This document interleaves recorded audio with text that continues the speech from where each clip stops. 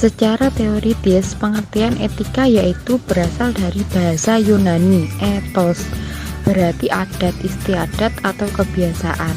Etika berkaitan dengan kebiasaan hidup yang baik pada diri seseorang maupun suatu masyarakat atau kelompok masyarakat. Hal ini berarti etika berkaitan dengan nilai-nilai tata cara hidup yang baik, aturan hidup yang baik, dan segala kebiasaan yang dianut dan diwariskan dari suatu orang ke orang lain atau dari suatu generasi ke generasi lainnya. Etika juga berisikan nilai-nilai dan norma-norma konkret yang menjadi pedoman dan pegangan hidup manusia dan kehidupannya.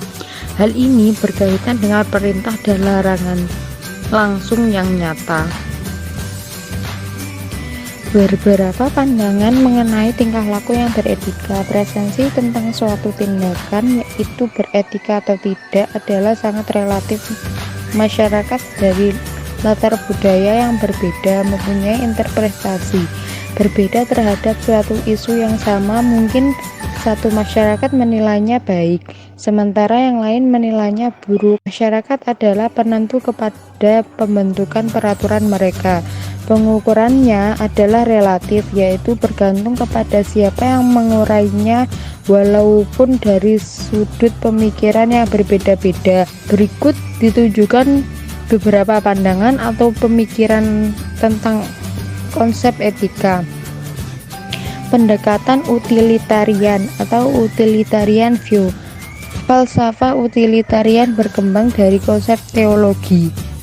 Konsep utilitarian tentang etika dikembangkan oleh Jeremy Bentham 1748 sampai 1832 dan John Stuart Mill 1806 sampai 1873, dan kini menjadi satu konsep etika yang penting sekali.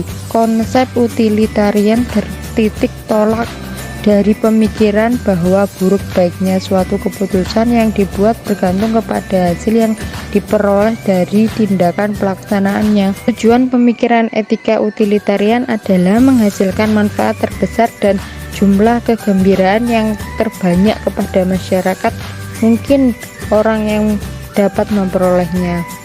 Pandangan Kant universalisme.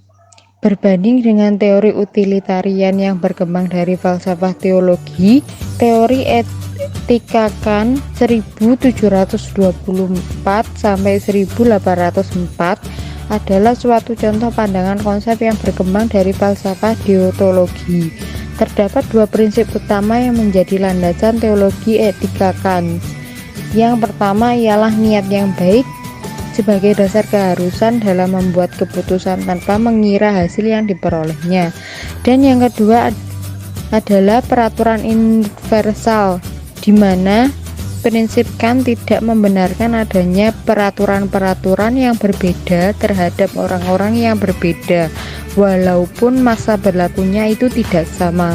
Pendekatan hak Rex 5. Falsafah pandangan hak tentang etika berkeyakinan bahwa keputusan yang dibuat harus berdasar kepada menghormati dan melindungi hak-hak seseorang individu. Pendekatan hak right view. Falsafah pandangan hak right view tentang berkeyakinan bahwa keputusan yang dibuat harus berdasar kepada menghormati dan melindungi hak-hak seorang individu.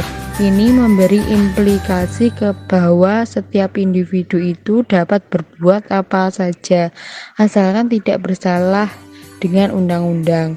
Seseorang itu berhak melakukan apa saja, mengikuti caranya tanpa peduli kepada arahan orang lain, dan ini dikatakan sebagai kelemahan teori ini. Diantaranya kelemahan teori ini adalah dapat menurunkan efisiensi dan produktivitas organisasi. Pendekatan pandangan keadilan justice 5. Seorang manajer atau pimpinan itu mestilah adil dan bijak apabila membuat keputusan.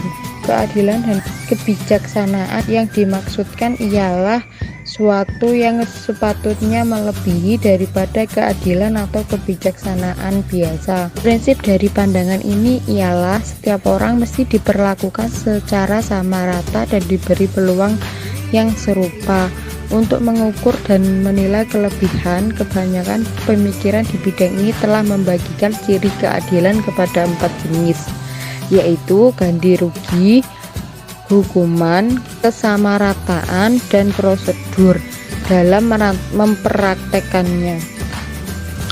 Teori kontrak sosial integrasi menyatakan bahwa setiap manajer harus menjadikan norma-norma etika yang ada pada sebuah industri lain yang sama operasinya sebagai paduan di dalam menentukan apakah suatu tindakan atau sikap itu betul atau salah. Ia lebih merupakan kontrak yang ada secara umum di antara sebuah organisasi perusahaan dengan masyarakat awam secara keseluruhan. Misalnya, seorang konsumen membelanjakan sejumlah tertentu uang untuk membeli sebuah mobil. Tujuan membeli mobil tersebut adalah untuk mengangkut pemiliknya atau seseorang dari satu tempat ke satu tempat yang lain. Prinsip prima facie dapat sokongan kuat dari seorang intelek Wederos 1877 sampai 1971. Beliau menulis buku The Right and the Good 1930 yang mendasarkan suatu kebenaran itu kepada pandangan bahwa suatu itu adalah benar sehinggalah pandangan itu terbukti tidak benar. Prinsip ini digunakan dalam menangani persoalan-persoalan yang dibawa ke pengadilan. Seseorang akan diminta membela diri sekiranya kasus yang dihadapinya menimbulkan prima facie atau ada alasan untuk diadili. Teori keadilan Rawls dipelopori oleh John Rawls yang berpendapat bahwa keadilan itu mestilah berkaitan dengan kesamaan dan persamaan moral individu. Pandangan ini sama dengan pandangan tentang keadilan sebelum ini yang menyatakan bahwa maksud keadilan itu berbeda di antara seorang dengan yang lain. Teori hak moral Nozick. Sementara teori hak moral Nozick pula mencetuskan ide bahwa setiap individu mempunyai hak moral berdasarkan hak untuk hidup, hak untuk memilih, hak untuk mendapatkan informasi, dan sebagainya. Teori ini bertitik tolak dari hak asasi manusia dan memperjuangkan hak-hak manusia sejagat. Faktor-faktor yang mempengaruhi kelakuan beretika. Suatu perusahaan dan individu saling mempengaruhi pada keseluruhannya. Faktor-faktor yang menentukan etika dan kelakuan seseorang bersumber dari perbedaan budaya. Walaupun di Indonesia adalah suatu dari segi politik dan pemerintahannya, tetapi dari aspek pengorganisasian kita semua harus toleran dengan berbagai sifat individu yang berpemikiran berbeda.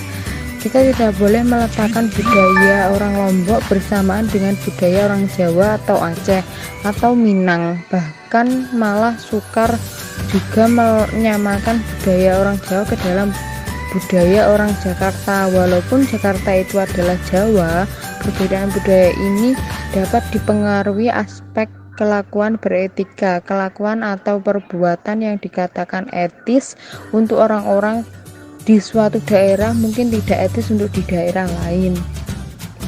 Yang kedua, pengetahuan yang dimiliki dan ilmu. Pengetahuan dan ilmu adalah dasar untuk seseorang menjadi cerdik dan mampu berpikir. Ilmu juga membantu seseorang mendidik tingkah lakunya sendiri supaya dapat diterima oleh masyarakat dan lingkungan. Karena orang yang berilmu mempunyai logika yang lebih rasional. Oleh karena itu, kewajiban kepada seseorang untuk pergi belajar, menuntut ilmu melalui institusi pendidikan, melalui pengalaman dan belajar sendiri untuk menjadikannya lebih berpengetahuan. Ini akan meningkatkan kemampuannya untuk berpikir dan menghindarkan diri dirinya dari terjebak dengan tingkah laku yang tidak baik. Yang ketiga, kelakuan organisasi. Budaya suatu masyarakat dapat mempengaruhi kelakuan dan etika seseorang. Suatu organisasi juga dapat memberi kesan yang besar kepada kelakuan seseorang. Orang yang bekerja di kantor pemerintah membina sikap dan perwatakan yang akhirnya menjadi berbeda dengan golongan yang bekerja di kantor-kantor perusahaan dagang. Menurut beberapa studi, sifat beretika atau tidak beretika seseorang sangat dipengaruhi oleh didikan yang diperoleh dalam organisasi tempat mereka bekerja. Banyak eksekutif muda terjebak dengan kesalahan karena menerima arahan berbuat demikian oleh pegawai senior. Kemudian perilaku tersebut menjadi kebiasaan.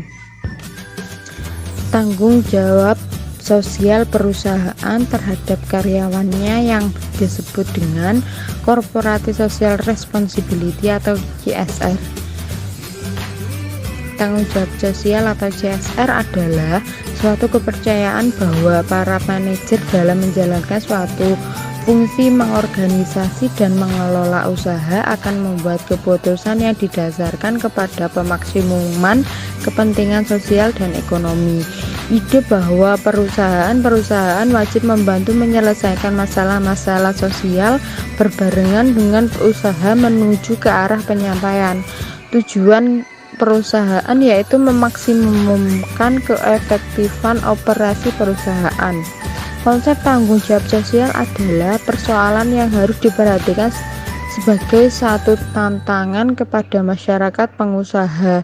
Tanggung jawab sosial harus dipandang sebagai bagian dari kegiatan perusahaan dan apabila dilaksanakan dengan baik dapat membantu pertumbuhan dan keuntungan perusahaan dalam jangka panjang. Fase perkembangan tanggung jawab sosial.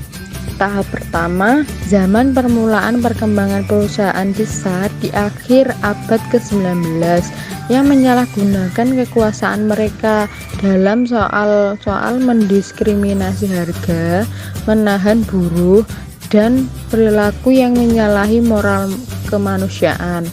Tahap kedua, pada tahun 1930-an diikuti dengan gelombang resensi atau kemaslahan dunia secara besar-besaran yang mengakibatkan pengangguran dan banyak perusahaan yang bangkrut.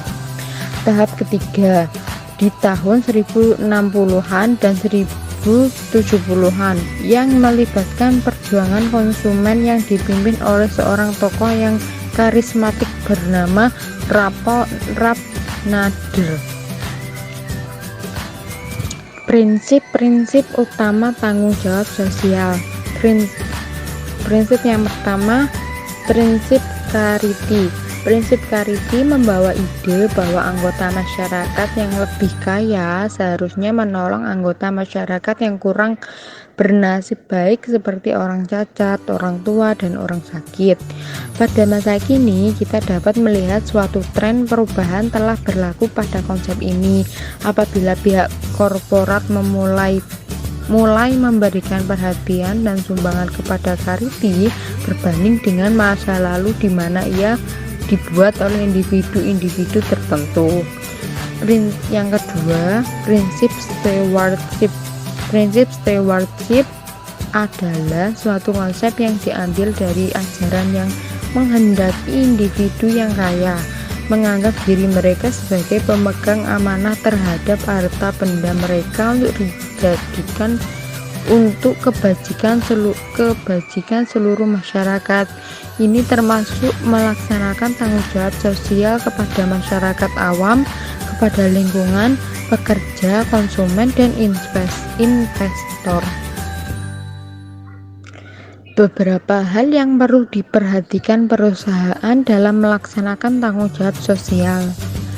Yang pertama, memperhatikan kepentingan masyarakat umum. Yang kedua, menjaga kelestarian lingkungan alam di sekitar kita. Yang ketiga, menjaga kepentingan dan kesejahteraan pekerja. Yang keempat, menjaga kepentingan konsumen. Yang kelima, menjaga kepentingan pemegang saham. Dan yang terakhir, menjaga agar setiap tindakan tidak menyalahi undang-undang. Hubungan etika bisnis dengan corporate social responsibility atau CSR. 1. Memberikan nilai-nilai dan landasan moral yang membimbing dalam mengambil tindakan dan keputusan perusahaan. 2. Saling melengkapi dan implementasi praktis bisnis dan bertanggung jawab. 3. Meningkatkan reputasi dan berkelanjutan bisnis. Sekian presentasi dari kelompok 2. Terima kasih.